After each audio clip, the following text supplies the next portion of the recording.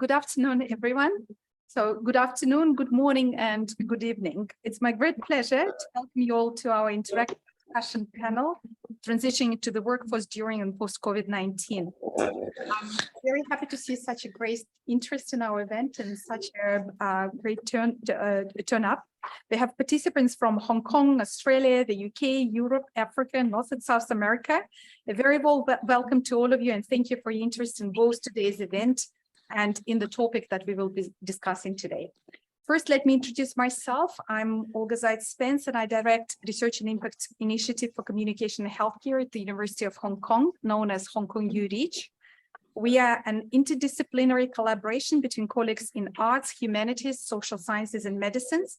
And we work together with partners in Australia, Singapore, the UK, and the US as part of our international network known as International Consortium for Communication and Healthcare, IC4CH for short. Today's event is co-hosted by Hong Kong RIICH and IC4CH and the School of English. To open our event, I would like to invite Professor Kendall Johnson, the head of the School of English.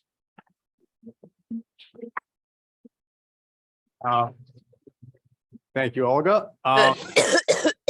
Johnson, and want to welcome you warmly to this event on behalf of the School of English and the Faculty of Arts at the University of Hong Kong. The name of this event over the past, I don't know how many years culminates with, but it's been quite impressive to see everything pulled together. Transitioning from the university to the workforce during the post-COVID-19 is jointly hosted, as Olga has said, by School of English, HKU Research and Impact Initiative on Communication in Healthcare, and the International Consortium for Communication in Healthcare. Now, throughout the past year, Dr. Zeitz and her team at HKU RIICH have worked together on a large-scale research project supported by the Hong Kong Research Grants Council, the Collaborative Research Fund. Now, this is the first time the Faculty of Arts and the School of English have attracted this prestigious funding. And we're very proud of what Olga has done in collaboration with you to bring this together. The project was undertaken by Dr. Zeitz's team and is focused on the educational, social, and health impacts of the COVID pandemic on our university graduates as they transition into the workforce. The team from the school has worked closely with collaborators from HKU Center of Enhancement for Teaching and Learning, CEDARS here, the Department of Social Work and Administration at HKU, Chinese University of Hong Kong, City University of Hong Kong, Hong Kong Polytechnic University, the University of Reading, and two mental health organizations, City Mental Health Alliance in Hong Kong and Mind Hong Kong. The project is aimed to produce cutting-edge research on how university to work transitions happen during and after the pandemic. Specifically in Hong Kong, the program has also tried to develop evidence-based resources designed to help graduates during this key life event. COVID-19 has undoubtedly affected everybody. Some groups have been affected more than others. In the workforce, these include young adults, include women, mothers, senior citizens. Now, for us as academics, working in higher education contexts, young adults, our recent graduates, are our primarily responsibility and our chance to make the greatest impact. Our goals, our shared goal, is to enable them to transition to the workforce and ask questions about how to equip them with the necessary skills, the confidence, and support, mental health, senses of confidence as they move into the workforce after what's been a very trying few years. Now, the School of English was very happy to support the CRF team, but special thanks has to go to our administration team. Mrs. Mandy Long in the back and her administrative staff have helped with numerous issues numerous events related to HR, budgetary things, planning this event itself. It was not an easy task to undertake this project during COVID, but it feels wonderful to emerge from the COVID pandemic and see things come together that have been brewing in the background. As part of the project, this research team has spent months working with key stakeholders, students, graduate university staff, and employers to understand the challenges and difficulties that young adults encounter in their transitions to working. In today's interactive panel discussion, the team will present their interim findings and discuss their trajectory, both in terms of research and outreach for the coming year. I wish you all the very best with this very fruitful event. On this note, I'd like to pass it back over to Dr. Zeitz, and thank you for your patience, and thank you for being here today.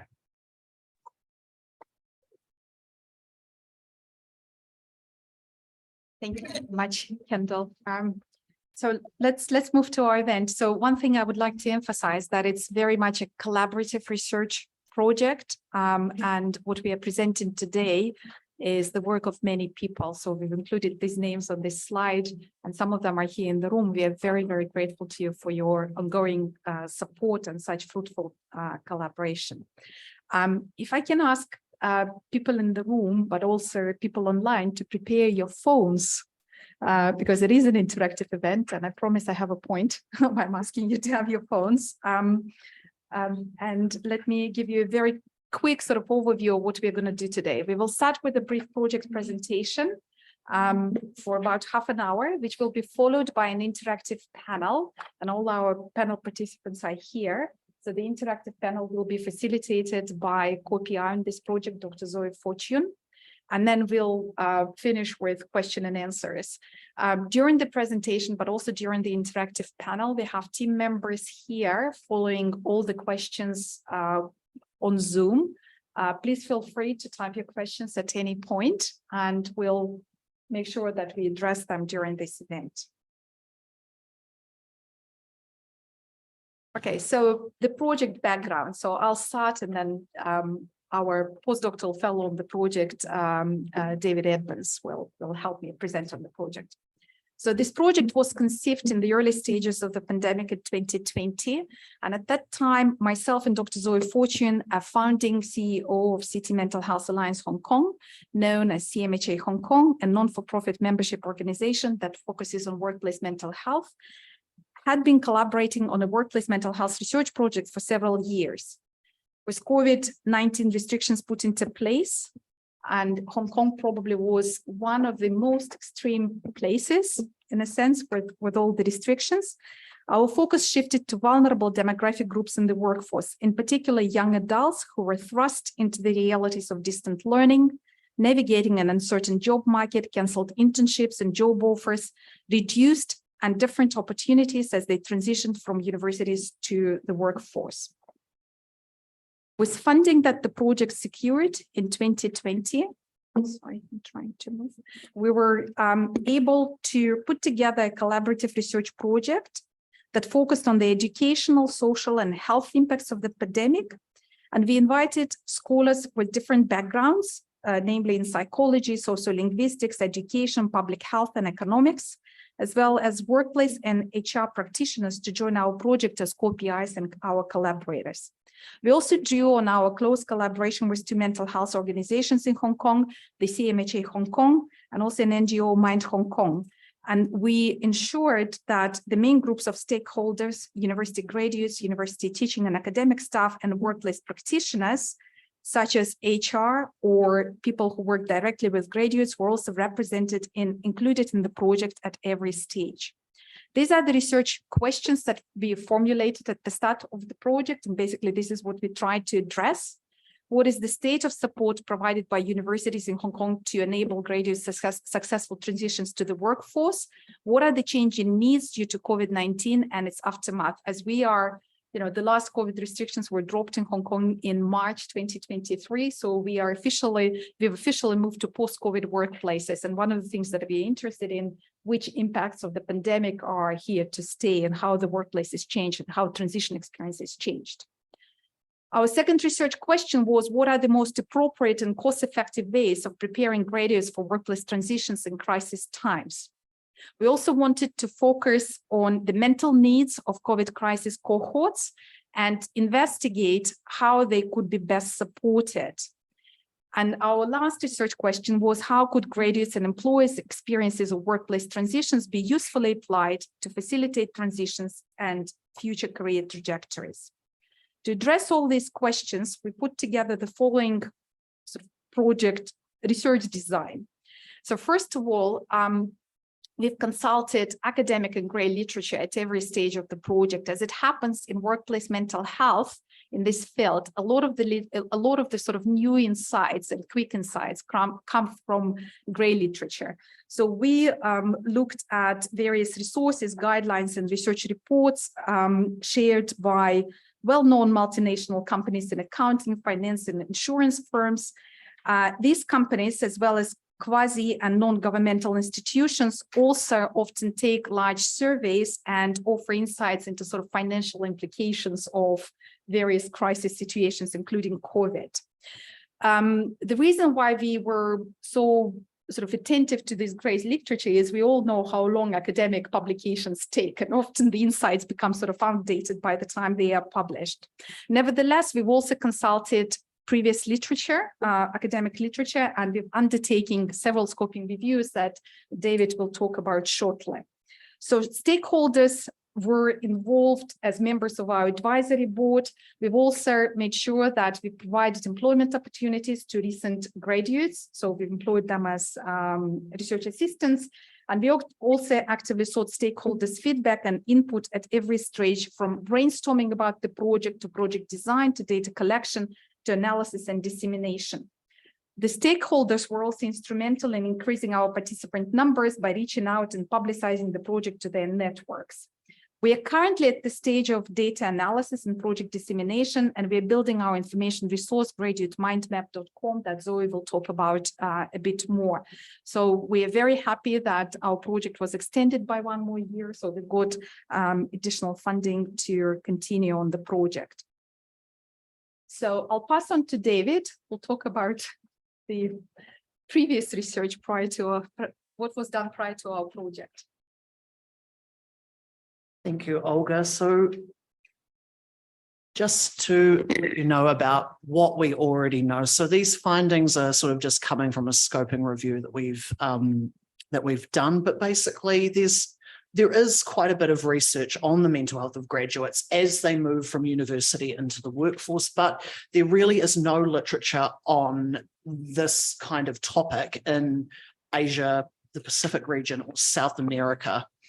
What this research shows is that obviously there are numerous different sources of mental health problems during these transitions, whether that be an absence of social support from family and friends, underemployment, so not working enough, overqualification, so working in a field that doesn't need a degree, but you have perhaps a master's, poor job market, which was very much the case during COVID, uncertainty after leaving university, and a high workload.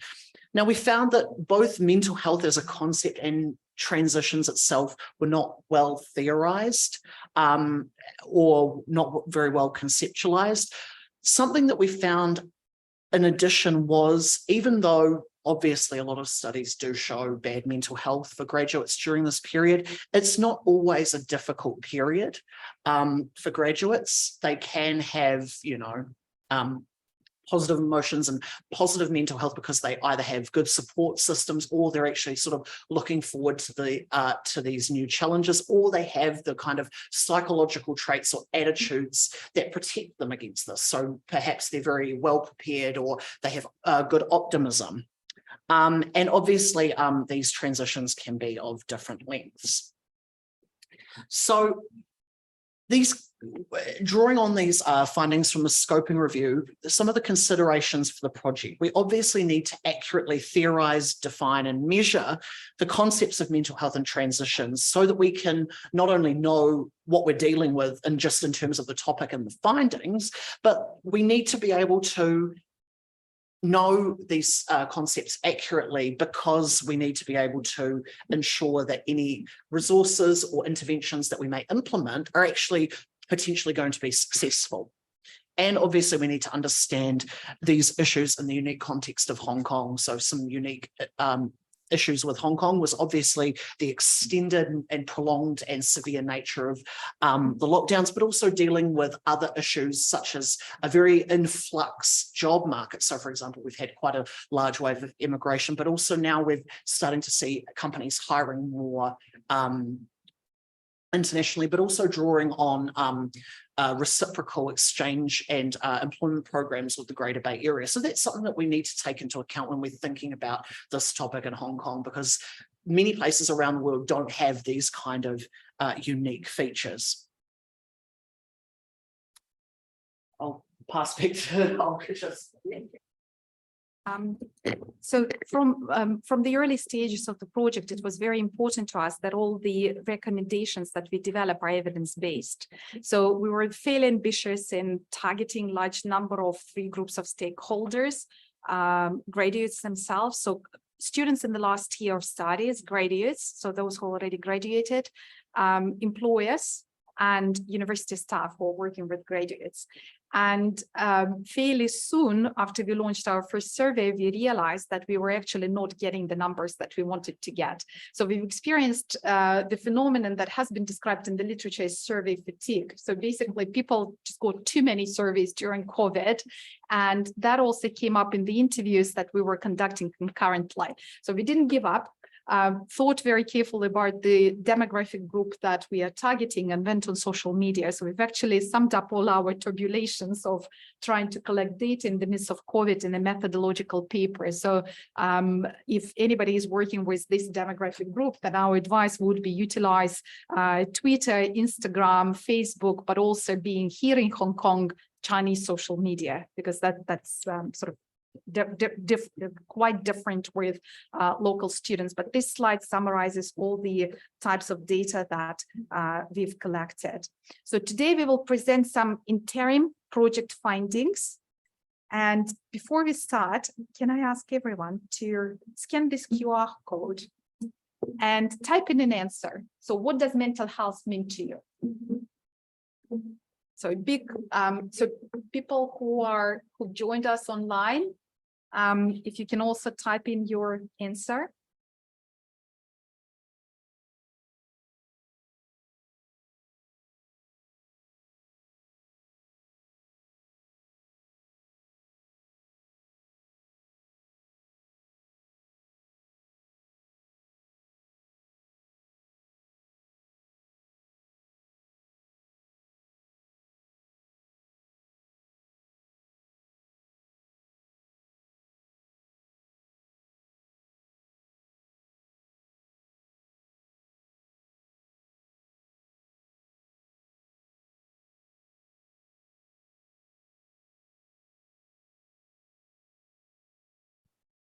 Very interesting. Firing in this word bubble is that mental health is incredibly complex, right? So I can see that some people are talking about mental well-being when being asked about mental health. So there are a lot of words which are related to sort of mental ill health, but also words which are related to mental well-being. This is probably what we've seen also in our data, in the interviews, but also in the survey that we've conducted. So I'll leave this to Zoe, who is a clinical psychologist, to sum up, this slide, and move on to what we've seen in our data. So we wanted to focus on students and graduates' mental health and psychological well-being. Our literature, sort of extensive literature, having conducted extensive literature review, we've decided to use a well-validated depression, anxiety, and stress scale, DAS-21. And what we've seen in our responses alongside with other questions is that survey respondents largely reported normal levels and symptoms of depression, anxiety, and stress.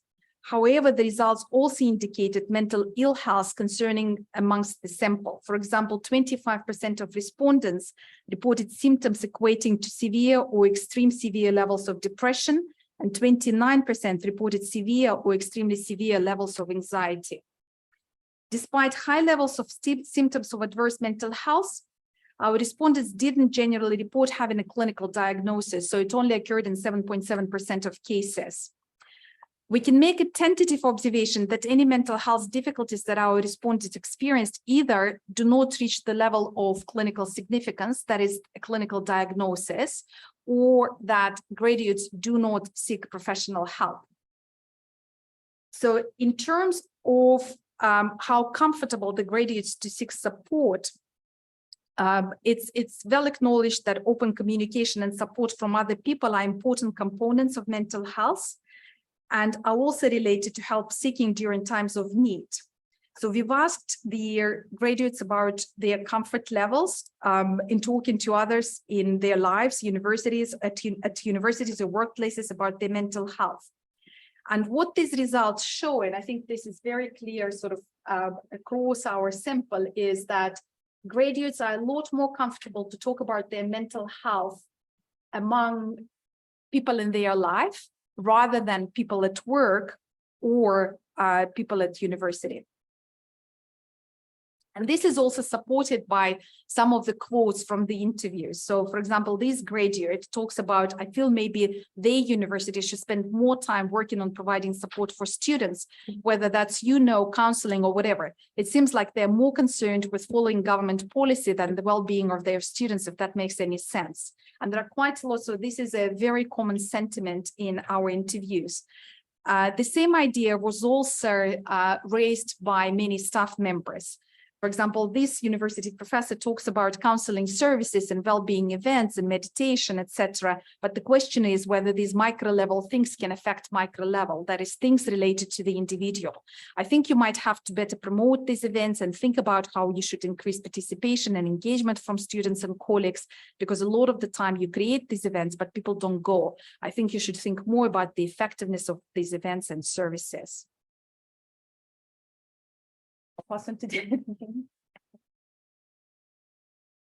So we've talked about mental health, but obviously during university to work transitions, it's more than just mental health, and that's something that we've looked at. So we've looked at how prepared and how supported graduates feel in regards to the transition into the workforce. So just this graph here just shows 3 different items from a survey that we did. Students in blue, employed graduates in orange. So when we asked them about the understanding of their life priorities, we see that employed graduates tend to agree more with this statement. But also students and employed graduates tend to have a good understanding of how the economy impacts their job opportunities, which is good considering the flux and the dynamic state of the job market at the moment. So again, we're going to get a bit interactive. I want to ask you, whose responsibility do you think it is to prepare graduates for the workforce? So you can fill this in on your phone or on your computer for those who are at home. So we've got workplaces, universities, graduates themselves, everybody or other. So we'll just give you a few minutes to fill that in.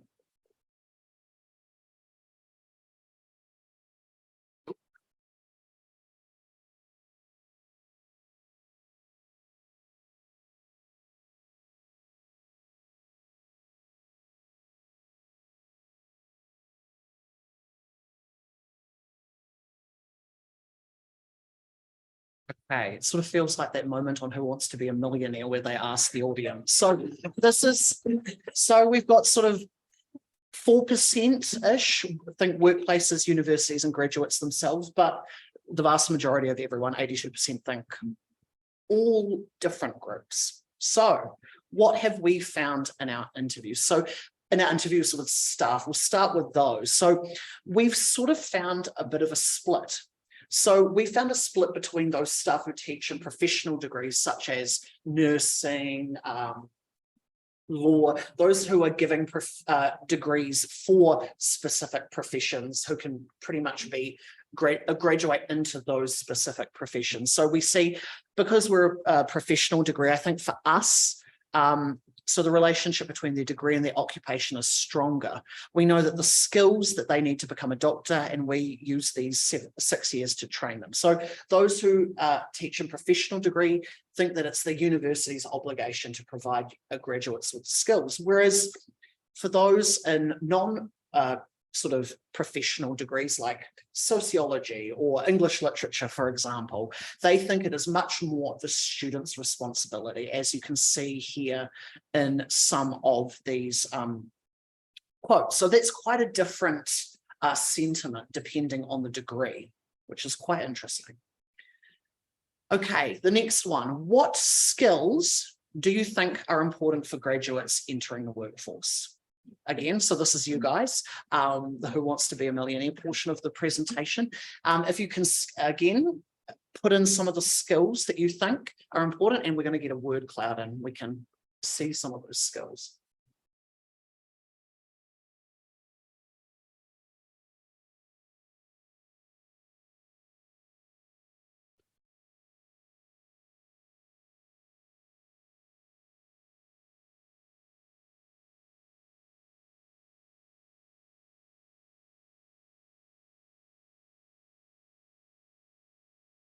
So we're getting a lot of different skills. You can keep typing and I'll sort of try to narrate as it goes. Communication seems to be the big one. You know, you see communication skills and communication in orange, but you've got other things like time management, problem solving, confidence. So obviously there's a diverse range of skills that are important, but I think communication and interpersonal skills do seem to probably be the most emphasized by you guys so far. So we have obviously asked in our interviews with employers and graduates about these essential skills. So all employers, both employers and graduates, emphasize that both soft skills and hard skills are incredibly important for graduates to have when entering the workforce. And this, as this graduate says, obviously there's leadership and initiative and teamwork. So those would be the soft skills. But of course, there's more sort of hard skills or technological skills like, especially in the business world, business acumen, but also technical skills related to different kinds of technology like accounting software, for instance. We also found that there is a discrepancy between the skills and expectations that graduates have between university and workplaces. So obviously they're completely different contexts with a completely different setup. So the interviewer said, why are they not so good? What are some of the things that they're not good at? The employer said, I think it's a different setup. If you work in a school, for example, you guys are doing projects, which is all students. But if you come to a workplace, these are all professionals. So the expectation is very different. So you have to learn how to deal with senior executives, for example. So graduates moving from university into the workplace have to deal with different contexts, different expectations, different roles, and different responsibilities. We found that employers and graduates note that graduates possess good hard skills. And this was the reasoning was due to becoming so accustomed to using technology during the pandemic. Obviously, their education was all online, so they had to sort of teach themselves how to be good with technology, and therefore that then carried on into the workplace. The problem was that during the pandemic, graduates moving into the workforce were said to possess poor soft skills, and both graduates and employers said that this was due to the lack of face-to-face contact during the pandemic. So this employer says soft skills, there has been a huge drop-off in the quality. I mean, in Hong Kong, students haven't had the benefit of having events on campus or of going to open evenings. And another memorable quote was one employer said that this is the worst cohort that they'd had coming into their graduate recruitment program in several years.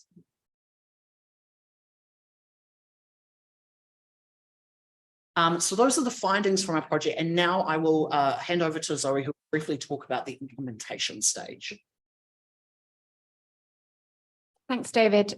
So one of the things that we wanted to make sure with this project was that we would take the findings and that they would be relevant and that we can actually use them for all of the stakeholders in the project, which is what we want to discuss in a moment. So the first thing that we have done is to create an interactive hub, which is graduatemindmap.com. And it's just in the early stages of being developed, but we aim to put resources, information, and a variety of other resources and things on there for students and also employers. And we'd love to know what it is that would be helpful to go on there as well. When it comes to dissemination, we are disseminating our findings. These are the interim findings, but we also would like to disseminate to a broader audience. And how can we reach all the stakeholders that we need to reach, really? And that also comes to further research as well as training. So one of the things that I know happens is, for example, training for graduates on mental health as they enter the workplace. But is that enough? Do we need bite-sized training? Would it be helpful to put options on the website, for example, on the interactive hub? Or are there a range of other needs that are coming up? For example, we found in the research that communication appears to be one of the big findings that's coming out. Is that something that we need to be providing training on? And if so, what does that look like and how do we do it? And how do we involve all of the stakeholders in our research? So that's kind of really our focus on implementation. And the next question really is, well, where do we go from here? So if I just move on just for a moment, I guess the question is, how do we support implementation? And that's the question that we've asked students as well.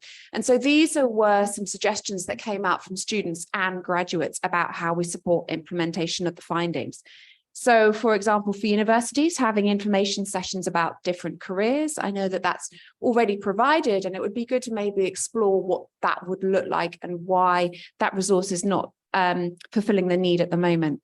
Career planning workshops, more industry experience. And that's something that came up a lot in the findings as well. This idea around internships or practical experience or knowledge of the workplace. And can more internships and knowledge help to really prepare people as they transition? Facilitating interaction with past students, whether that's online or in real life, saying what does it actually feel like? What are those skills needed? And also practical mental health support. Not just online resources, but maybe, for example, access to a counsellor. And maybe that's something that students need. So these are really findings thinking across the two areas that we've discussed today, the first being mental health and the second being those skill sets of graduates transitioning into the workplace. And that's what we're going to also talk about in a moment. But I guess before we do that, we'd just like you to ask, I'd like to ask you one final question before we move on to our panel. And that's really, in your opinion, what can be done to support graduates entering the workforce? And this will come up as a word cloud as well.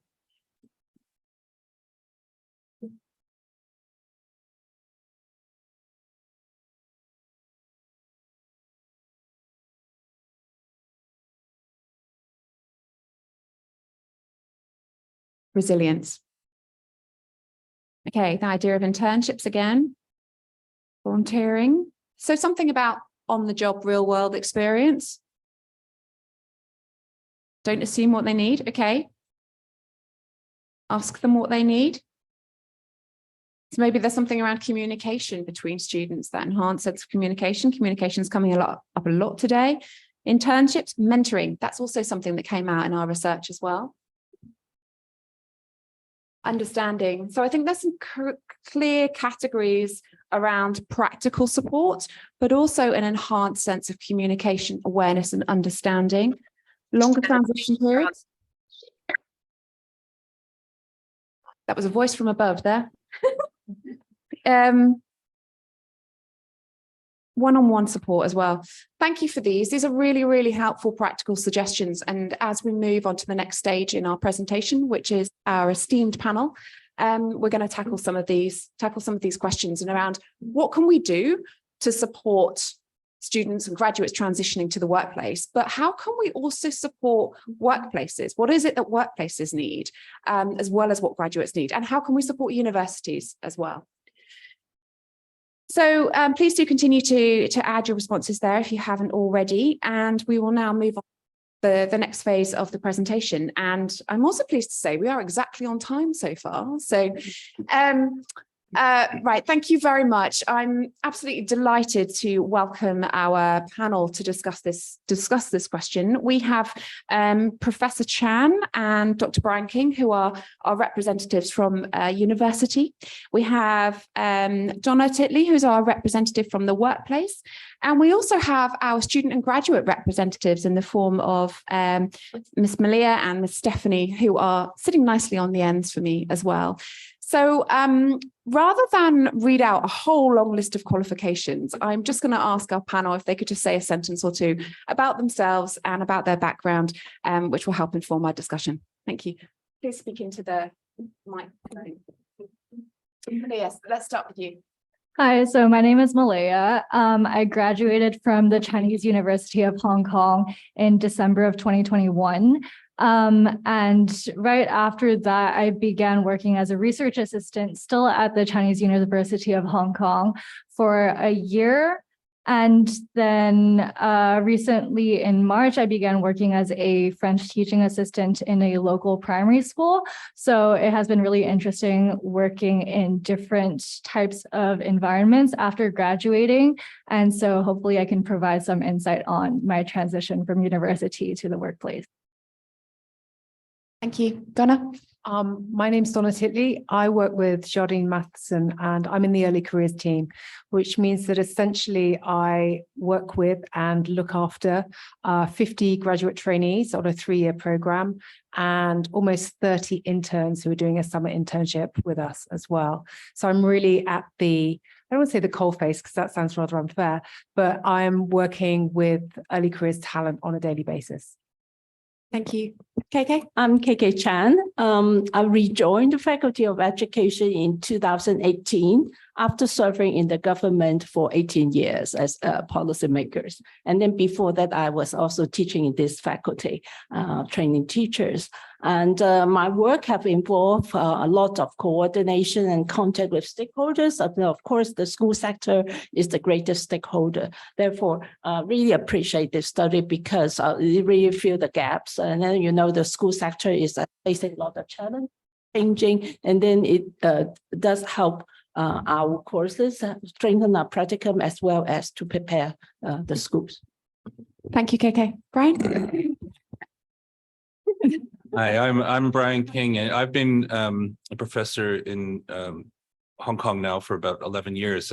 I spent 6 years at City University Department of English, where I used to, for a while, I ran the internship program there. So I have quite a lot of background in student transitions from the university side perspective. And since coming to HKU, I have still remained somewhat involved with internships, but not as much. But it's I think that's where my experience is most relevant in this panel. Thank you, Brian. Steph? Very careful now. Hi, everyone. I'm Steph. I'm currently a PhD student in the School of English. I'm working with Dr. Oya Zaitz, and I'm doing my work on mental health stigma in Hong Kong. I'm also working with Mind HK. We have Odile in the back over there, so very excited to see her. And my work really surrounds looking at how people share their mental health stories in Hong Kong during this time and their recovery journeys. So my background is in psychology. I studied here in Hong Kong until I was 18, and then I went to the US to get my bachelor's and master's in psychology and then clinical psychology respectively. And then now I'm excited to look at the linguistics aspects of it. So I guess for me, looking at how I can contribute to this panel, it's I would say because my master's degree was conducted partially online because I came back in the middle of the pandemic. And then I basically applied to the PhD and transitioned into the PhD mid-pandemic. So it's interesting how that happened. And there were lots of different pieces that made the transition easier and really wonderful, primarily because of the people as well as the support I received. And I'd love to share more about that later and hear our panelists' thoughts as well. Thank you.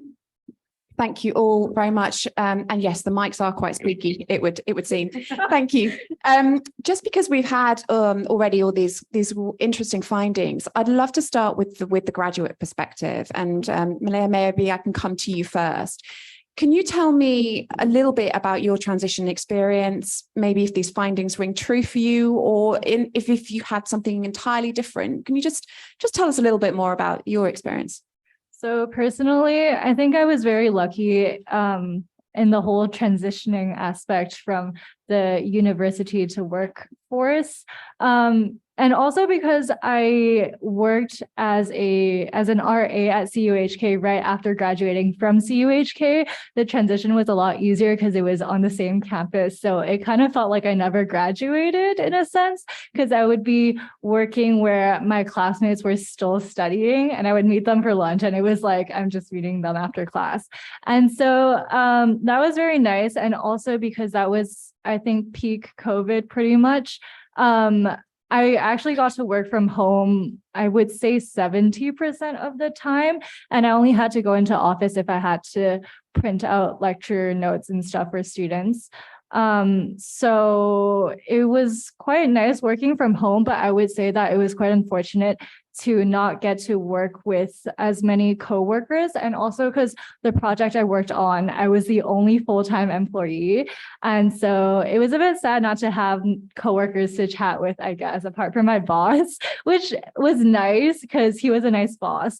But yeah, and as a research assistant, there wasn't too much of a it wasn't too hard to transition from being a student to being an RA.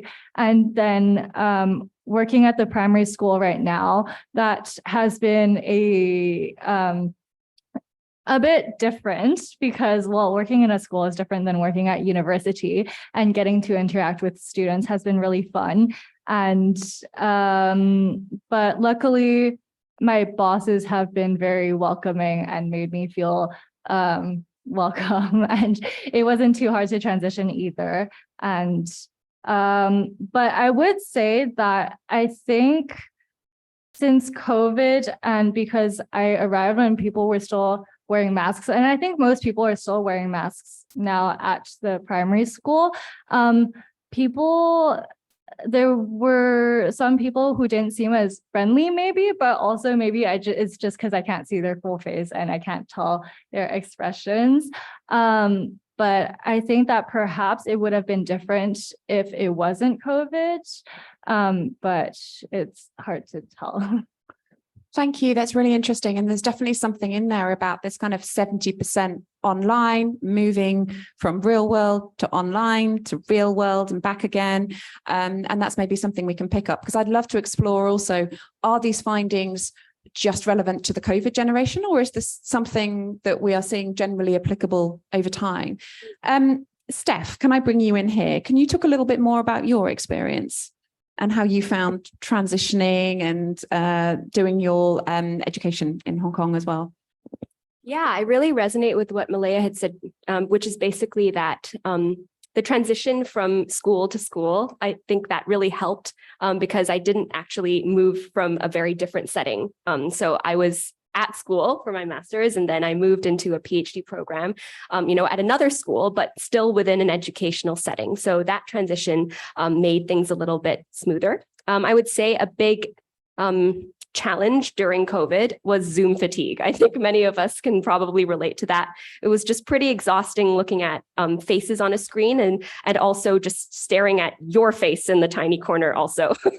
So that was just, I think, one of the more exhausting experiences, but was still grateful to be connected during that time. I think that made it more manageable and bearable as well. I think something that was helpful for me during my transition was definitely the variety of experiences I had as I was transitioning into the PhD program.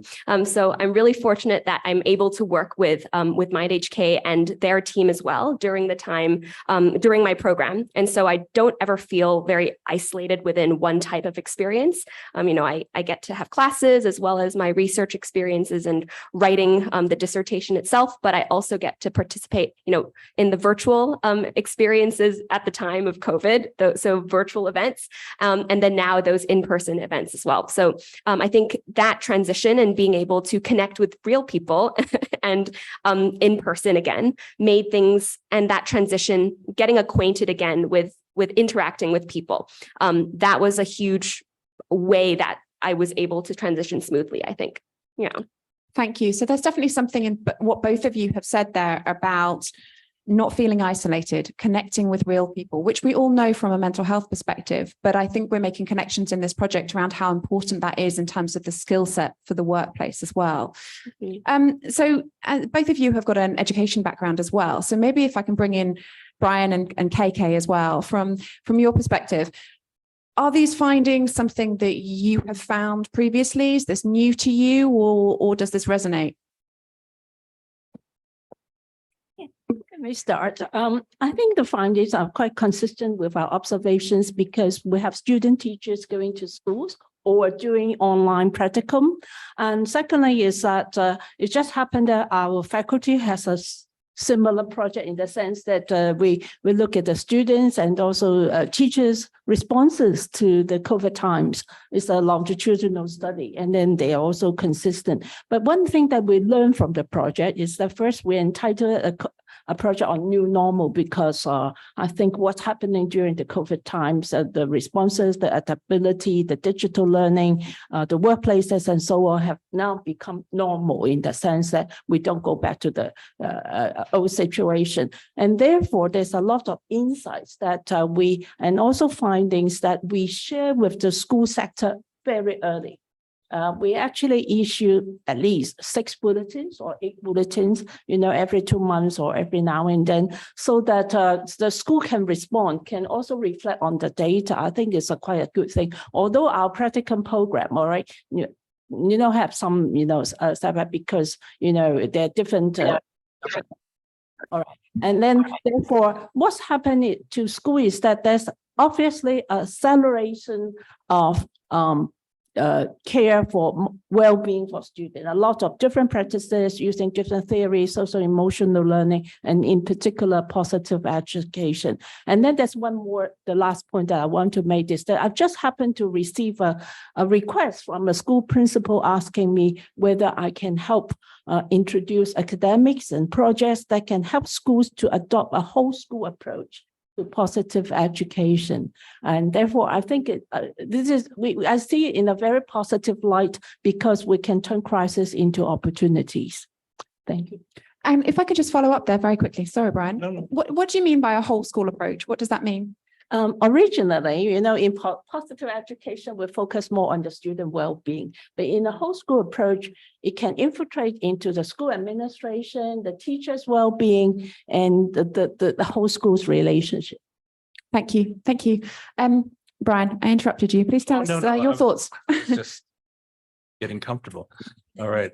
Okay. Well, I think it's quite, serendipitous, or maybe it was the plan, but that I can speak from the point of view of non-professional faculties, because when I was doing the work I referred to earlier, and even now in the School of English at HKU, we're dealing with students when they graduate. We're not really sure what they're going to be doing.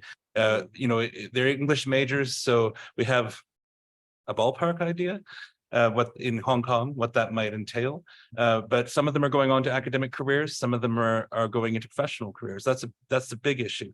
And then, so and balancing all that can be a bit of a juggling act. So I wasn't surprised in program planning, I mean. So that's why I wasn't surprised to see some of the results coming through from the interviews, especially about how people felt about being responsible for getting students ready for sort of jobs that are kind of phantasms. It's something that you can feel that way sometimes. Therefore, it has to be at the program level, in my experience, that if you're going to have a program and it's in a certain focus, then you have a much clearer idea, probably, what they might be doing. For example, when I was at City University of Hong Kong in the Department of English, we were doing a bachelor's degree in professional communication. So it was much more clear what these students were probably going to do, or unless they chose to do something different, but you can't control that. But they would go out and do internships, and internships were compulsory. And this was something that was a bit controversial, but it was, what my experience was that they this was really key to them making good transitions to the workplace. In fact, a lot of students, because we didn't only have internships, they also had final year projects where they went out and worked in workplaces. And so very much a cooperative education kind of model. And it was, you know, it comes with its problems. Not all students are ready for internships. There's things that you have to smooth out, but it certainly did streamline them towards getting jobs. A lot of them got their first jobs in places where they'd worked, and it was indisputable at the time, at the time at least, the Department of English where I was working had a much higher rate of students getting jobs when they graduated than other departments in the same college. So it was kind of working from that perspective. No long-term longitudinal studies done to see what happened later though. But many of them pre-COVID, we're talking here, but many interns work mostly online anyway because of the changing nature of the workforce generally.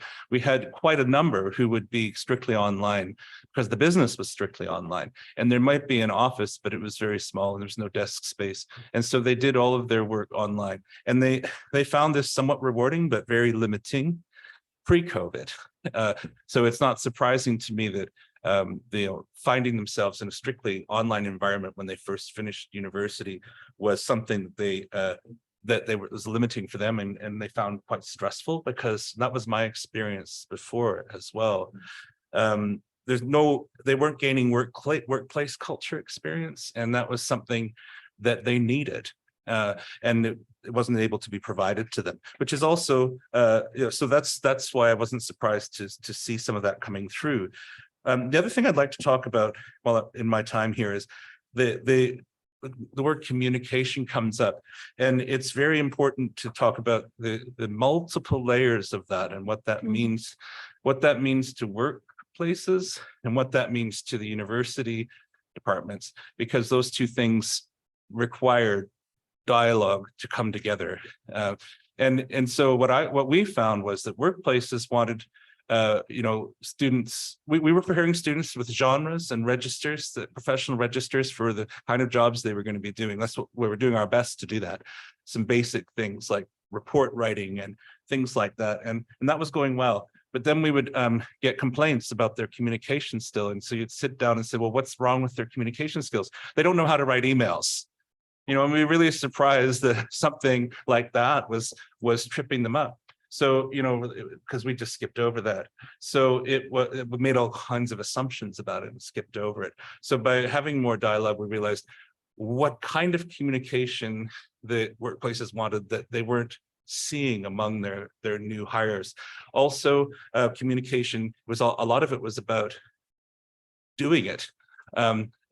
Actually communicating, speaking up at key moments, feeling entitled to speak within their role was something that was poorly done.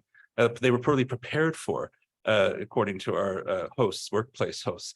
And so there was a lot of effort put in to think, how can we change that so that they feel that at the workplaces and us, so that when they arrive, they are entitled to speak up at key moments, because a lot of them really aren't used to that. In the Hong Kong environment is all I can speak for, but they're not accustomed to being entitled enough to give their ideas. They just don't think they'll be valued. And of course, the workplace has a responsibility to help them overcome that feeling as well. So that's the main thoughts I had when I was looking at all the results and when I was listening to what people are saying and the little word web things, is that communication is the key, but it's what we mean by that. And if we're going to prepare them, then what classes are we going to use time for that? And what theoretical concepts are we going to chuck in the bin in order to make time for it? Because, university programs were expected to be, preparing students from a theoretical perspective as well. Mm-hmm. So those are the challenges I've faced when I've been involved in these kind of, at the forefront of these kind of efforts. Those are the challenges we faced. Thank you, Brian. Some really great insights there and a couple of questions that I was going to come back to.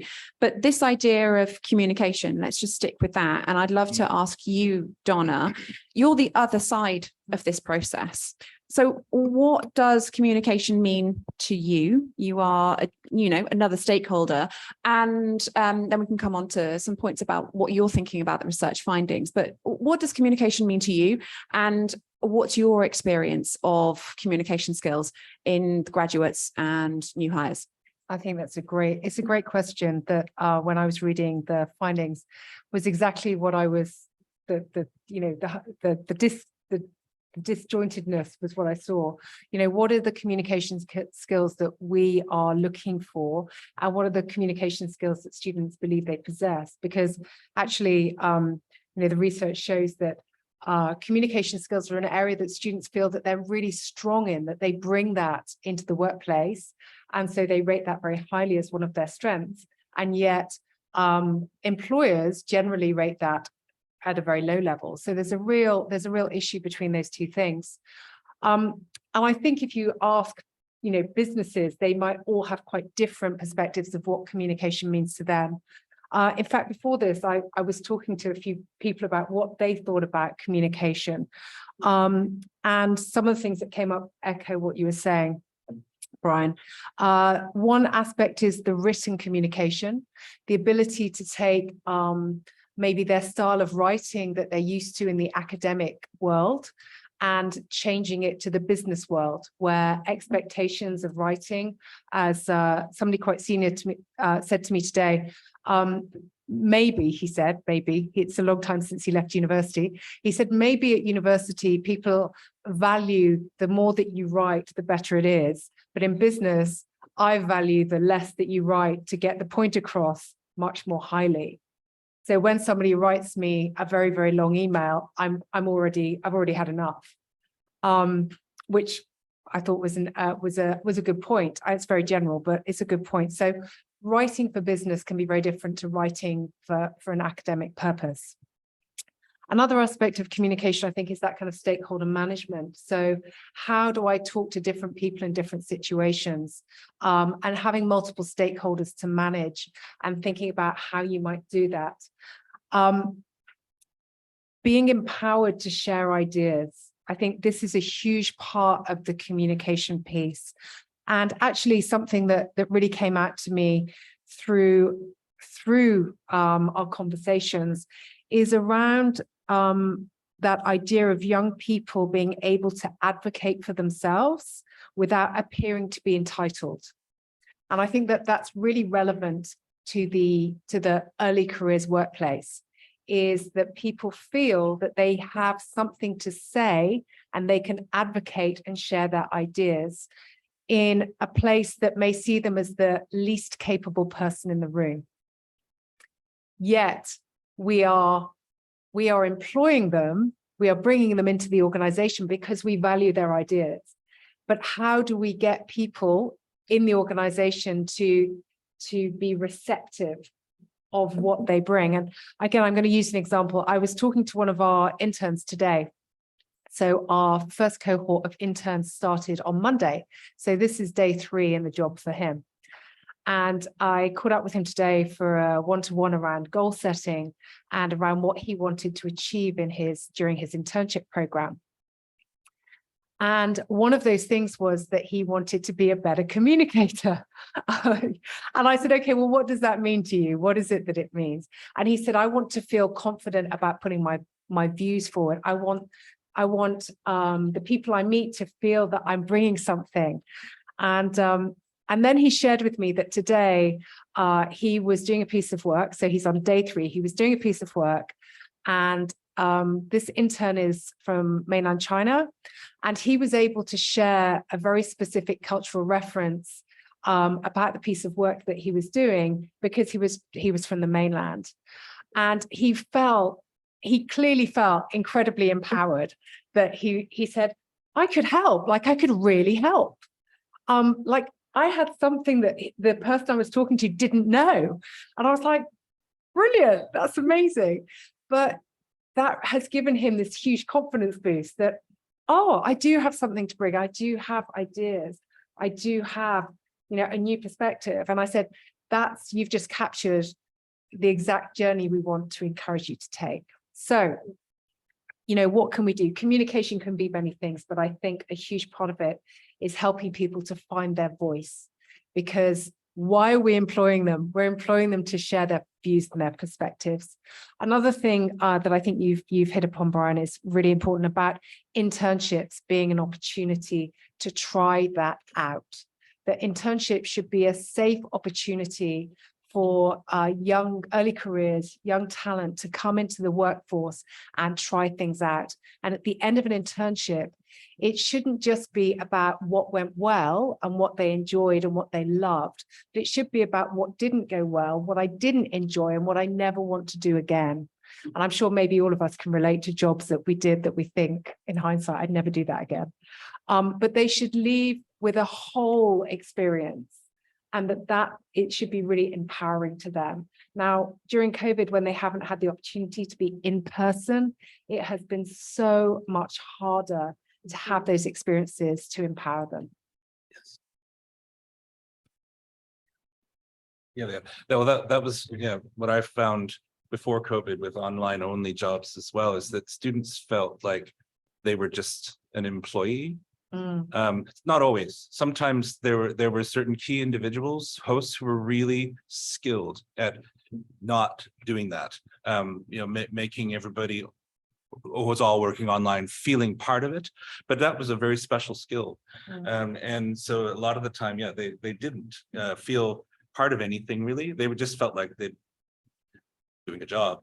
And that really wasn't the point. That wasn't the point of an internship, really. So I was always a bit leery of the online only internship at the time for that reason. And so COVID, especially people didn't have experience doing that kind of thing, suddenly had to do it. So no knowledge about, like that one gentleman had, about how to make people feel like they're having a workplace experience, even though everybody's online. And to be fair, I think it's a great point about online internships. What was, I think, really challenging were that businesses, because for interns, we start to look for interns a long time before the internship program. So you're looking at maybe 6 months to 9 months before the internship program. You're already recruiting your next year of interns. So when those interns had been recruited, it was pre-COVID, and then COVID came around. And suddenly businesses were tasked with providing something. And I remember talking to colleagues in other businesses, and they were just like, what am I going to do? How do I make an internship, which none of us had ever, experienced online? How do I make it meaningful? How do I make it attractive? How do I, how's this going to work? And I think people did the best they could do at a time when none of us really knew what to do. I mean, all of us in any working environment didn't really know how it's going to work out. And especially, Steph, as you said, that utter fatigue of being online was, terrible. But people did the best they can do. But I think, in hindsight, looking back, I don't know what we could have done differently, but it wasn't a good solution. Thank you. And I think one of the questions that I'd love to know the answer to, and I don't know if anyone's got the answer to this, is we are in a new normal. What does that mean? Because a lot of us are working online. Are we getting the social interaction, the skills development, all of those kind of things in the online environment? And that's probably very variable. But I just want to ask KK, just this idea around advocacy, assertiveness, and also this idea, it seems to be what's coming out is there's a balance of the need to get the right skills, but also where to get them. And if you are a graduate, maybe you don't even know what career you're going into yet. How do you strike that correct balance? There's probably two questions there, but I'd love to hear your thoughts around assertiveness, advocacy, and how we do that. Thank you for the question. Because I come from a faculty with professional degrees, and we have degree courses and also PGD and also master in education, all of which are pretty practical to some extent. And I think the close teacher supervision first is walking the talk A lot of is to, go to schools, and then the different stages of the practicum. I think the awareness of our own colleagues is also very important. And of course, evidence, but I'm not sure we have to collect data on that. And the second is that the partnership of the school is also very important. The partnership is not just the early career, transition to workplace. It's throughout the development of the teachers. So that's why I think in our profession, we tend to work with schools relatively more closely. And but of course, the CPT for our teachers are also important, because a lot of the teachers in the school have been trained, years ago. And we have just a discussion on how our faculty can also help the CPT. So the two actually go side by side. Okay, thank you. And Malia, can I ask, this idea around advocacy, speaking up for yourself, confidence, those kind of skills that we need in any workplace. But if you've had a lot of learning online, it also depends on the kind of person you are. How do you advocate for yourself in a new work environment?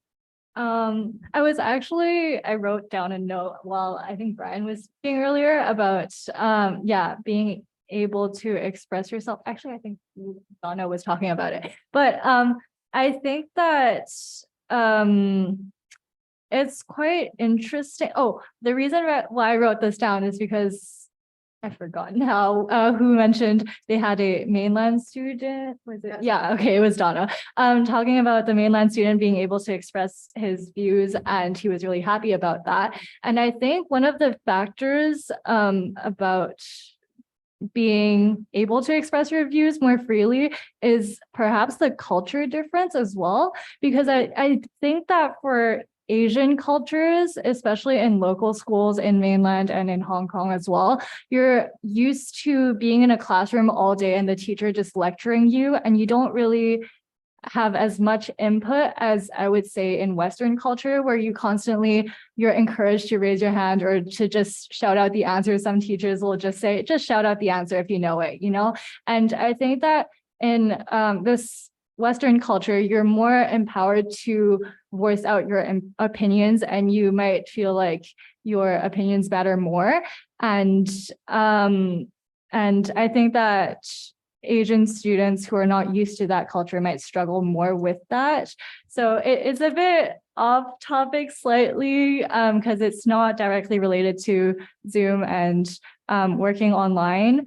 But I think it definitely is one of the factors that might affect that. And when it comes to Zoom, and also personally for me, when I was working with the professor at CUHK as a research assistant, because I was the only employee of the project, I felt like it was easier to voice my opinions because there was no one else voicing their opinions.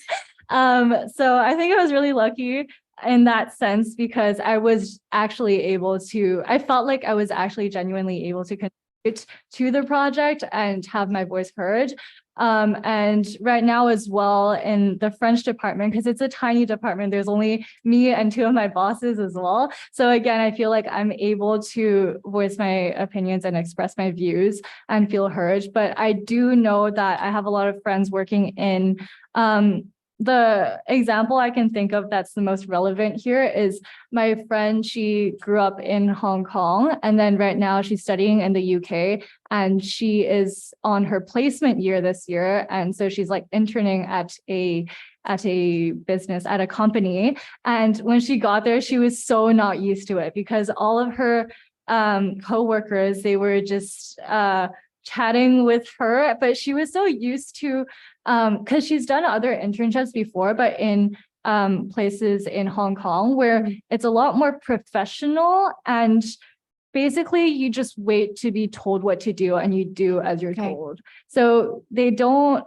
it depends on each company, of course, and different environments, but she's used to just not really having to take the initiative or to express her own opinions and just do as she's told. So when she entered the workplace in the UK, it was a bit of a culture shock for her, where they were like, so what do you think about this and this? And she didn't know how to respond or how to provide input.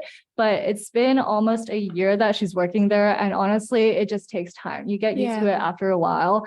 And I think that's what's really good about internships is that you just get time to get used to working with other people. Yeah, thank you. Thank you. That's really interesting. Steph, can I ask you from a cultural perspective and also coming back to the mental health stuff that we talked about, one of the slides earlier showed that people in general, graduates, are much happier to speak to someone in their family about mental health, followed by universities, followed by, done at the workplace.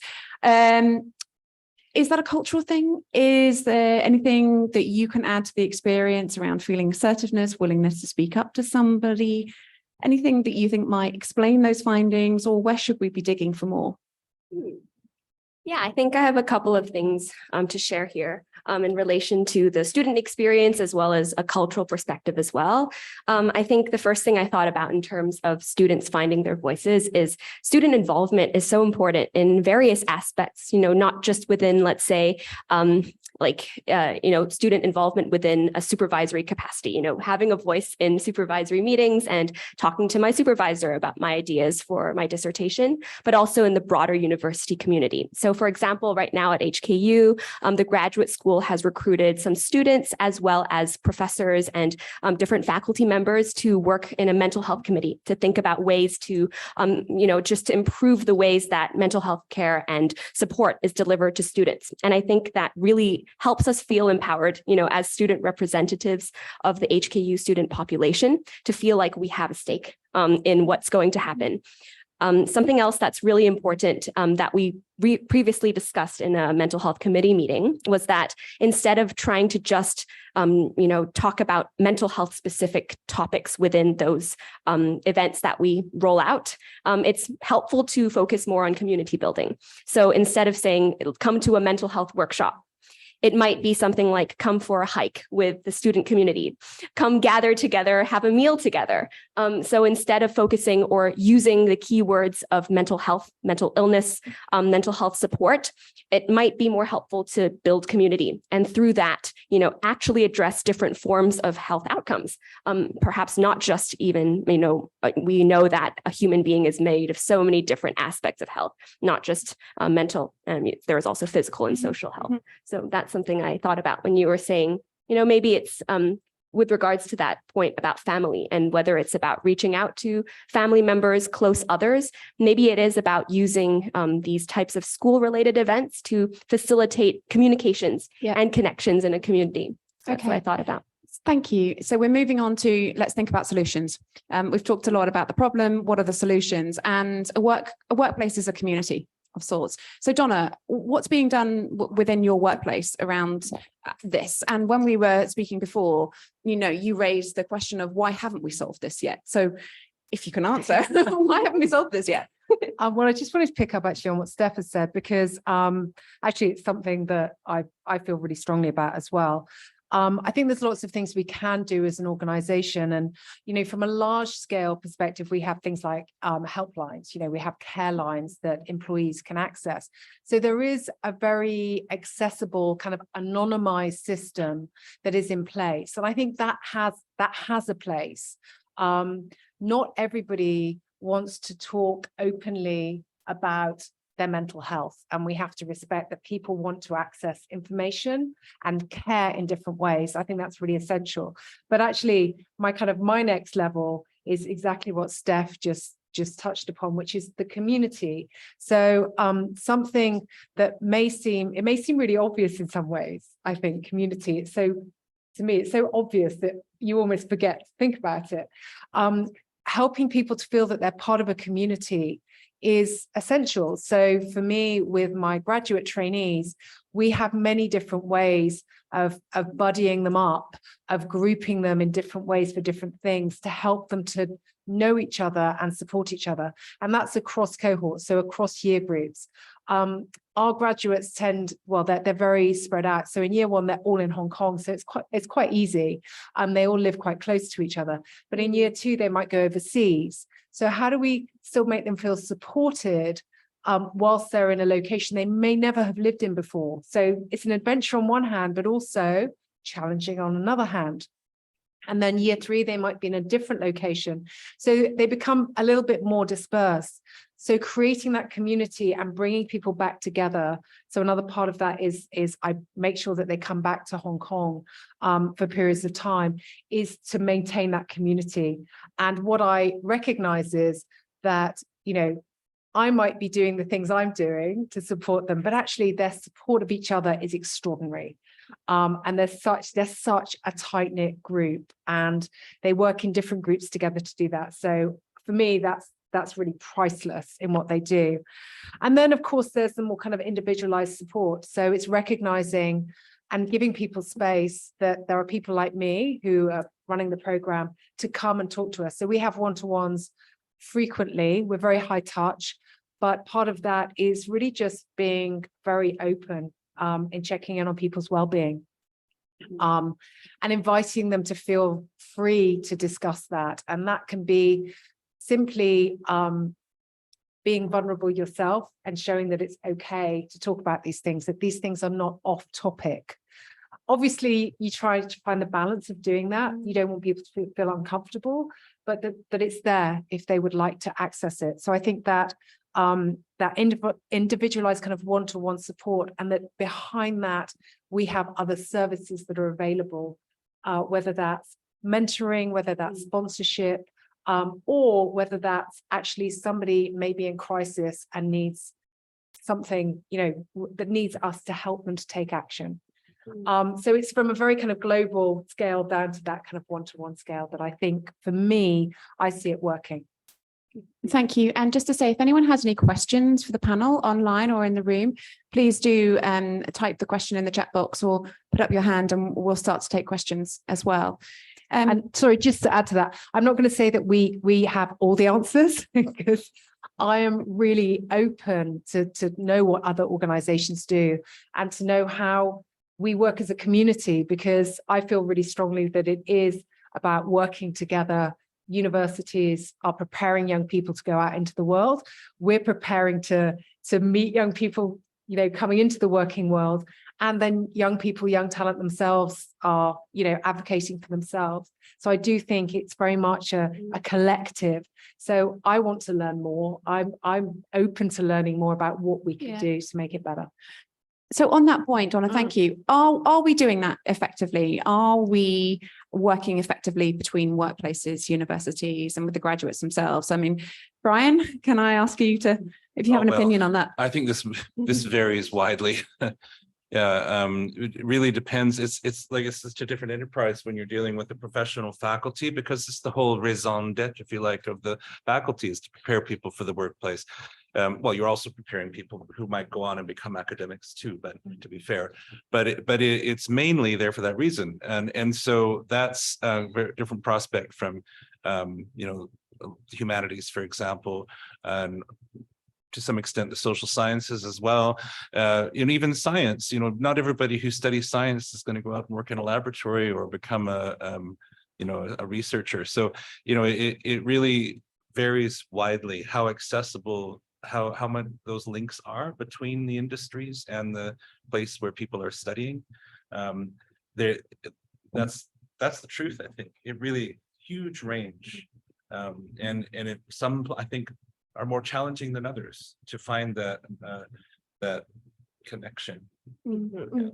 And Donna, just from your perspective, thinking about those communication skills, the fact that we need to prepare graduates as they come into the workforce, but also coming back to the written communication we were talking about earlier. How do we ensure that graduates are prepared with the right amount of skills, but actually they might not know what role they're going into? It's a really hard one to feel assertive, confident, have all of these practical skills, technological skills, and there's a lot of skills required. coming back to the question of what's the role of the workplace, what's the role of the university, and to the individual themselves, what should be the take-home message here? Big question, sorry. That's a really big, that's a really big question. Gosh, I think in terms of, so from a very practical perspective, I think variety is the key. I think the more working opportunities in the more varied, the wider variety of places that anybody can have, the better it is. And when I talk about working experience, yes, there are these very formal internship experiences in large organizations, but they are a small part of the working world.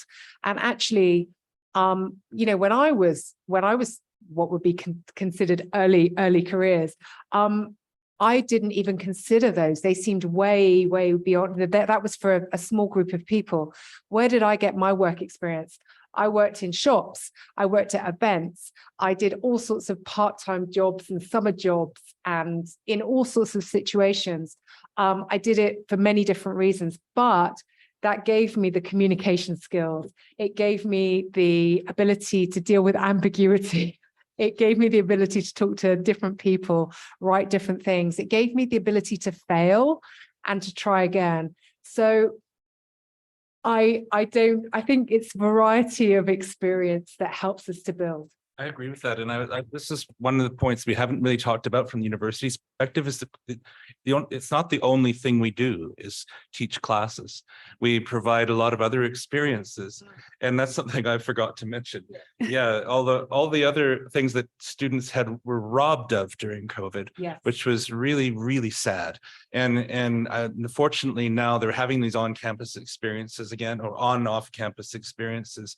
And I think that's I know speaking for myself, that a lot of that is where I learned resourcefulness. And I learned all of that, like I was on student government in the residence complex, for example, and I did those things which were really quite challenging at the time, but I did it because I knew I needed the challenge, and I knew I needed to prepare myself for jobs and things that I might not know what I was going to do, but I knew that would be helpful no matter what I did.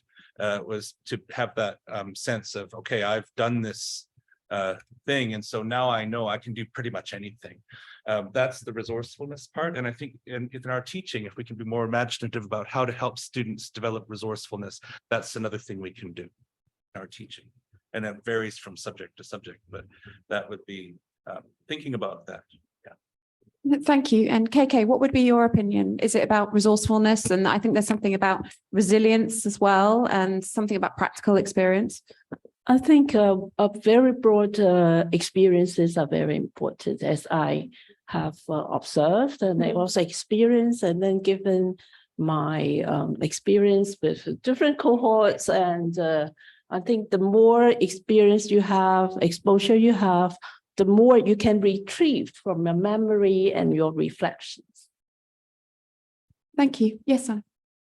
Just adding to that on resilience, I think that the young people who've come through COVID, and I don't think it matters whether they're very small people, maybe people that Malay is dealing with now, so teeny tiny people upwards, I think they have shown incredible resilience. I mean, just extraordinary resilience in the most extraordinary circumstances. But it has been resilience for one experience.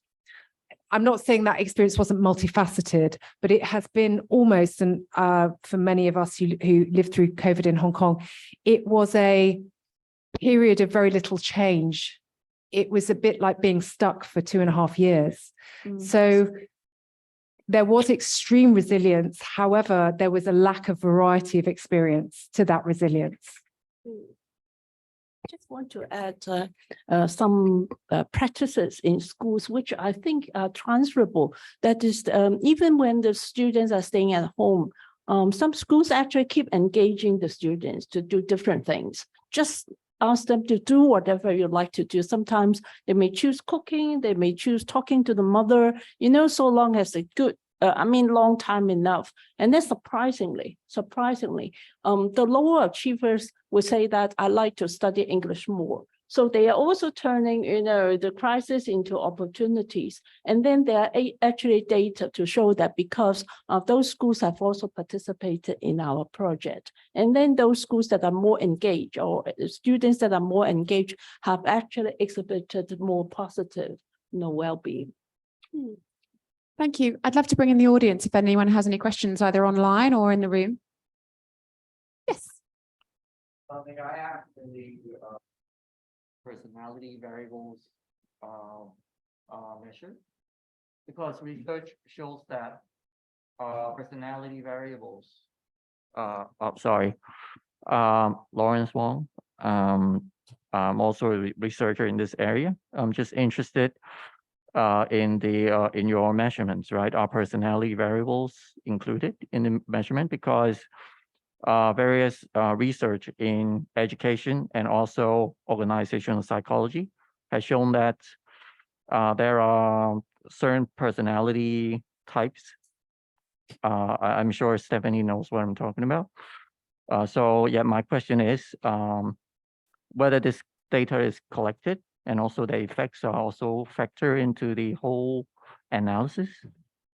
Because some people are just more vulnerable to depression or anxiety. And I'm sure Stephanie knows what I'm trying to address.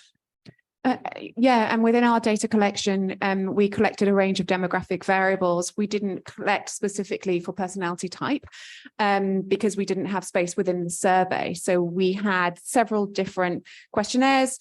Obviously, we know that some people are more prone to experience, for example, depression, anxiety, mental health challenges, etc. But what we want to do is collect data from a range of different people and a range of different perspectives so that we can also see whether there are other variables associated. So we haven't yet done the analysis on whether there are more variables associated with that, for example.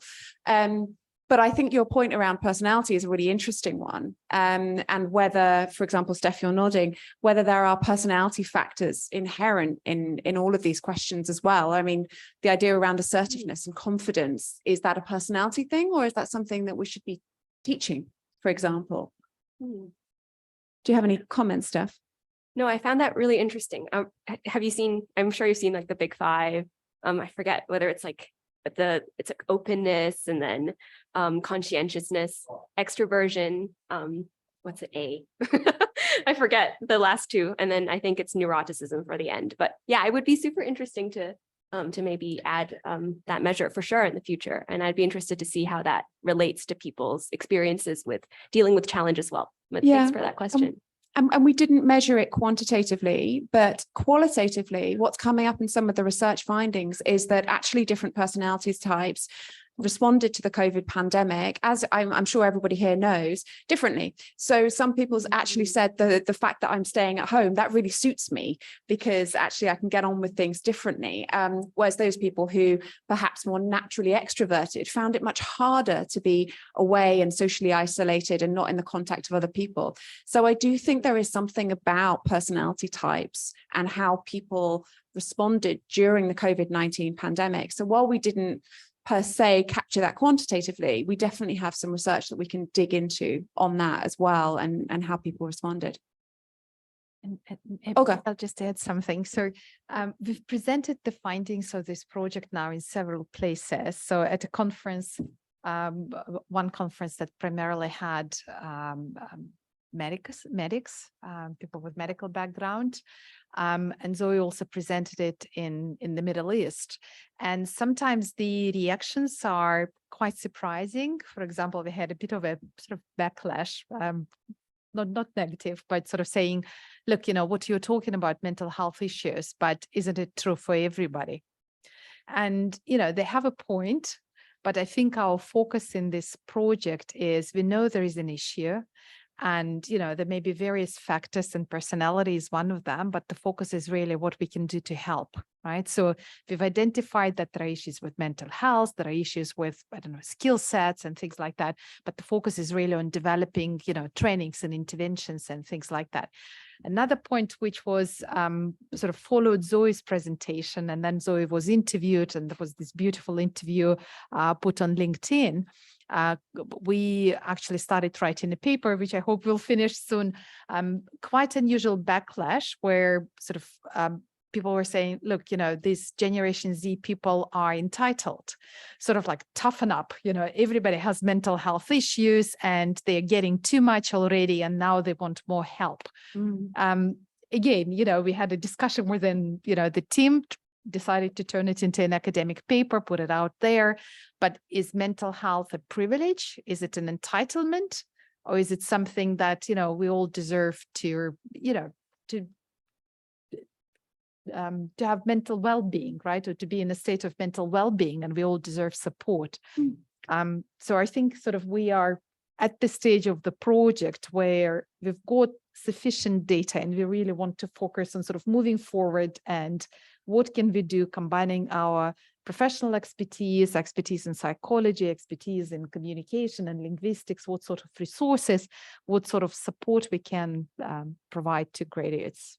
Yeah, absolutely. And I think one of the other things that I was going to ask about is actually knowledge. So as we're increasing knowledge and awareness about mental health more broadly, does that mean that prevalence and incidence is going up? Potentially, because people are more aware and they're more understanding of their own symptoms of those around them. And what does that mean as well? So to Olga's point, we would love to also understand from everyone in the audience, how can we turn these findings into something practical? That's what we've been discussing. And what does that mean for each of the relevant stakeholders? Like, is there something that we can practically be doing, or, resource to produce or something like that? Does anyone else have any questions? Yes. So and I teach part-time at the university. I think my class, many of my class, perhaps they will be happier, have a lower level of anxiety if they think that they write English better. Because obviously, because all our coursework will have to be handled in English. And I think perhaps that will be true because when they go into the workplace, most of the documentation will be in English as well. Perhaps there are a lot of things we can help them, perhaps grammar, other tools, more technical tools. But I think one, perhaps if I use the word problem, they have is of perception. Many students, perhaps they perceive that the difficulties in writing English is something only happening to them as a group, students. But of course, I think that may not be true. Writing is really difficult, and everyone at all levels actually find writing difficult. I think if they can change the perception, then they'll be more willing to try. And then through the university years, then actually I found in my class, those who are bold, who speak up and then write, just by not being perfect, they improve. And by the time the course is over, actually they emerge from not so good a writer, and then eventually to someone reasonably good. And I think if they change the perception that difficulty in writing in English is not only something that happened to them only, and that everyone has the same difficulty, and then they can perhaps it can take the emotional burden from them and allow them to learn, and then use perhaps make better use of the years at the university. Thank you for that. Does anyone have any comment? John or KK, we were talking a little bit about written communication and language earlier. What do you feel about the communication in terms of language and language use and confidence in expressing yourself? I think what you've just expressed really, really brilliantly is about growth mindset, and actually that's relevant to every skill. And I think it doesn't matter if you're at school, you're at university, you're in early career, mid-career, end of career, the belief that you can still learn and get better I wish was at the heart of everybody, because it would make life much easier. But I think you're absolutely right. Having a growth mindset, whether it's about language use or about learning to write, there are many senior people who are not great writers. There are many mid-managers who are not great writers. But having the openness to continue to learn and be a lifelong learner, I feel is at the heart of that success of whatever skill set it is okay. The needs of the workplace are ever changing. When I first started work, email didn't exist. I know it was that long ago. Email didn't exist. I didn't need to know how to write an email because it was irrelevant. So what I did need to know how to do was type documents, very long documents. That was a skill I needed. I needed to learn to touch type. That was a skill I needed. That's what I did after university. I learned to touch type because at university, I wasn't allowed to type up an essay. I had to handwrite an essay. So I didn't know how to type.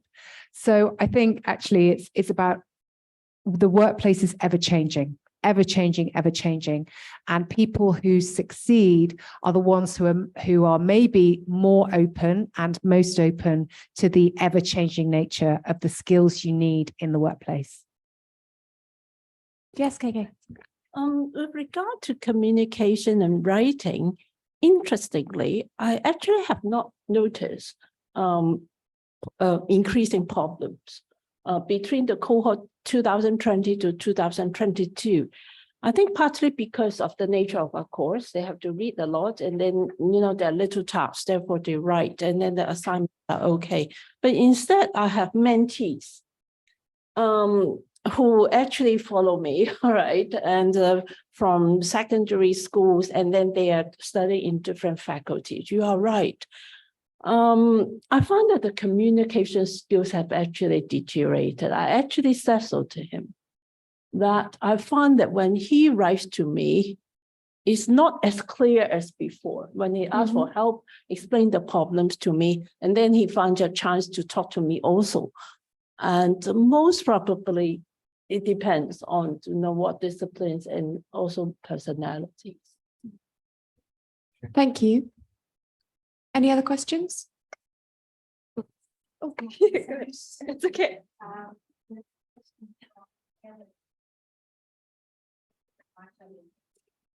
That's from there. So Ella is teaching communication skills in a nursing college in Ghana. And her question is about workplace transitions for nursing students. So after graduation, many of them post-COVID are now moving to other countries, UK, Canada, New Zealand, some parts of Asia. And she's asking about any experiences to share on that we can share on how migrants have been able to settle in after transitioning into the workplace, and what's the general assessment of their communication skills and levels of confidence at the workplace. And then there is a follow-up message, I think, from Sharon, who has just done a scoping review to see what other support is available to allied healthcare professionals, and the findings of her scoping review: mentorship, supervision, well-structured orientation, and peer and informal support, but there is no money. It's quite exciting to see that participants are sort of engaging with comments themselves. So there is a sort of like parallel conversation going on.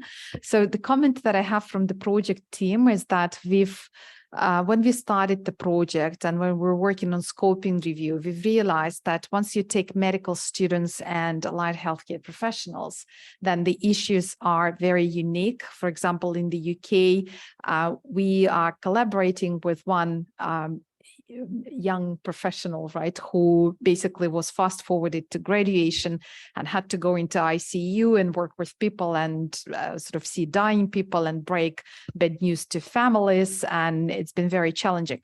So because the issues are so unique, we've actually separated, sort of, we've got another arm of the project where we interviewed medical students separately. And we are just beginning to look at those data. So in response to Alice's question. My background is also in public health, and I know that there is quite a lot of literature out there. Like I can speak for the UK. I mean, NHS is horribly understaffed. There are a lot of nurses coming from other countries, from EU and Africa. So I'm fairly confident there is quite a lot of literature out there, but watch with this space, as we start analyzing the data, we'll be able to tell you more about allied healthcare professionals and medical students here in Hong Kong. Thank you. Steph, sorry, I interrupted you. It's okay. No, I was just going to add a little bit to the idea that professional development is empowerment in many, many ways. Just asking students what they need to enter the workplace and seeing what types of support they need and what they would need to feel more confident. For example, even just, I don't know how to write a good email, or I don't feel like my English is good enough to write a nice email to my boss, for example, and not minimizing those types of experiences. So I think that would be really helpful in terms of thinking about, maybe we need to ask students what they need and then gear those workshops toward them. I also think that speaks a lot to mental health, because when students are able to feel more confident and safe in the types of skills that they are able to bring to the table in the workplace, then they're naturally going to be able to advocate for themselves and speak up. And then just a final thing I'll say is that safe spaces to share those experiences of saying, oh, I don't really know what I'm doing, and having community circles where students are able to sit together and talk about the little, not so little things that they might be insecure about. Even just within the research that I'm doing with people who are experiencing mental health problems, sitting together and sharing experiences of challenge in and of itself is a form of, it just has a very therapeutic and calming effect. So I thought, just bringing students together to openly talk about the challenges they're facing with a facilitator who is perhaps experienced in a mental health field, or an experienced professor who speaks to those challenges or has experienced those challenges in their early careers would be so helpful. Thank you, Steph. They're really interesting and amazing insights. Can I just ask a very quick follow-up question? So you're focusing on empowerment there, which I think is something that's come up a lot today, asking students what they need, and then those students feeling empowered to be able to say, I don't know how to write an email, for example. If you are lacking confidence, for example, how do we empower students to feel confident to ask that question? I mean, safe spaces is one way. Is there another way? How do we empower people? Malaya, do you want to go for it? I think it really starts with when kids are young, especially because when they're really young, their brains are still not completely developed, so they absorb everything, and that is it's essential to empower them from a young age and make them feel their opinions matter and that they can speak up. And I think the best way is to just praise them every time they do something good, or they ask a really good question. It's oh, that was a really good question. I do that a lot with my students. And they feel more comfortable to ask more questions in the future. And sometimes there are some really good questions. And that is one of my main objectives when I'm teaching my students, especially when I'm tutoring them, to just empower them to and feel like it's a safe space to ask whatever they want to ask, because I think that's the best way to learn as well, that you're actively curious and trying to find the answer to something you're curious about rather than just memorizing stuff from a textbook. Okay, so start young. Yeah. Okay, thank you. Are there any other questions? Yes. So hi, my name is Mandy, and I come from the professional service industry, looking after the graduate students and interns. So thank you so much for all the sharing. And I do have a question around resilience, which you did mention previously.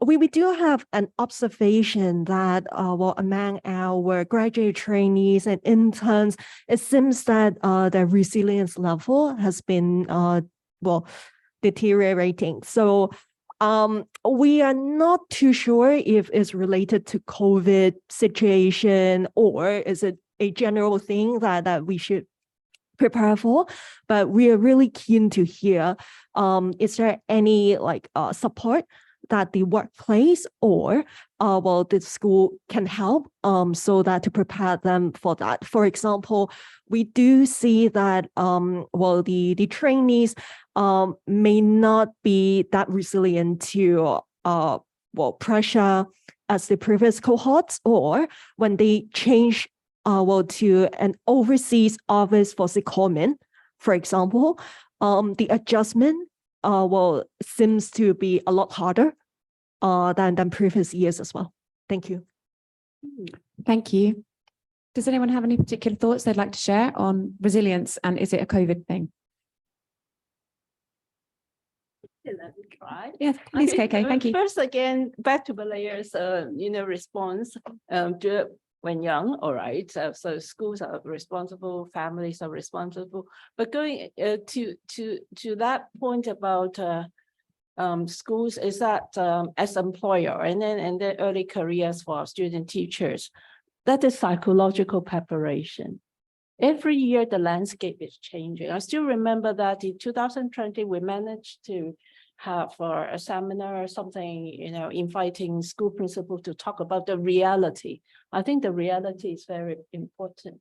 So, it's quite to the surprise of the student teachers and also to our colleagues as well, because, our workplace situation is very diverse. I think update, information, psychological preparation is important.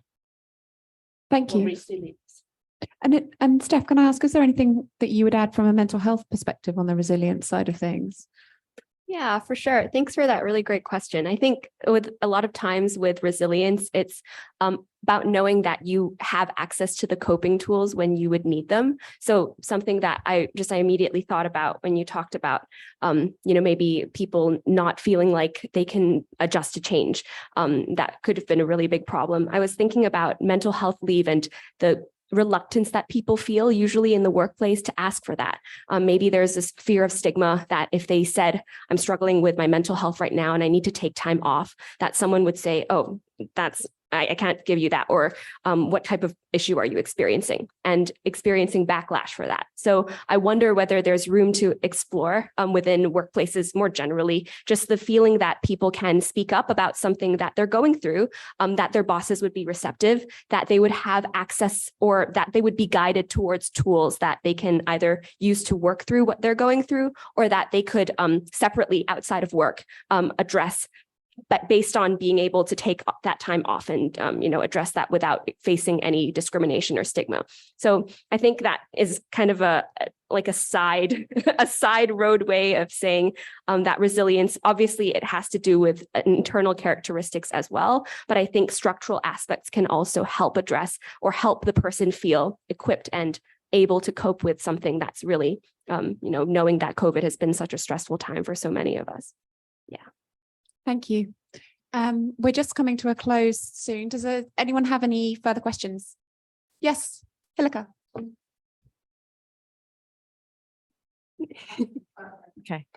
Okay. Hello.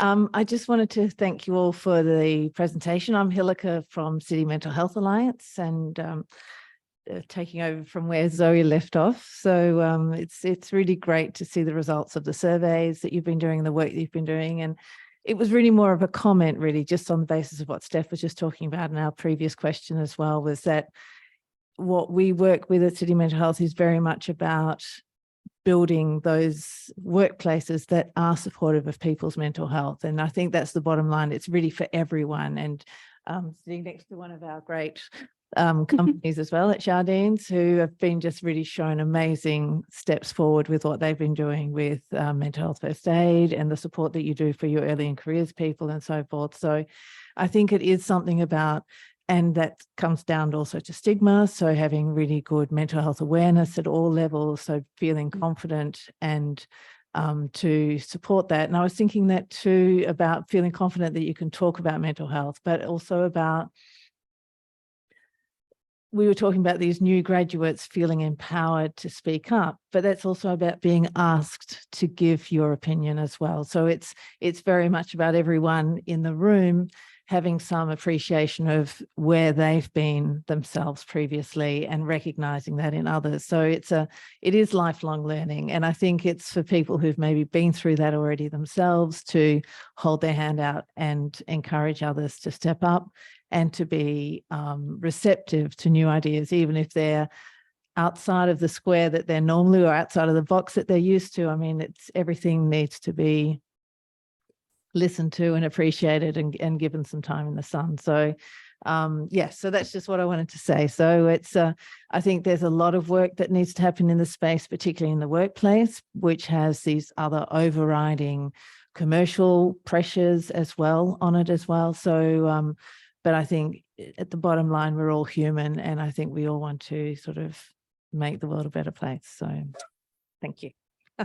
Thank you, Hilika. And I heard from you say is maybe also something about ensuring that we are asking graduates for their opinion. Maybe there's something that we can do around supporting that empowerment as well. So just on the making world a better place, thank you very much. I think it's probably time for us to end. I've got extensive notes over here, but amongst the things I've written down, I've got mentoring, growth mindset, asking students, advocacy, empowerment, communication, and building a community, as well as perhaps things like practical experience, whether that's internships or just a range of job experiences, psychological preparation as much as practical preparation. Does anyone have any last comments before we end? We're all talked out. So thank you very much. This remains for me to say thank you very, very much to our panel for all your insights, and thank you all very much for coming. Thanks, everyone.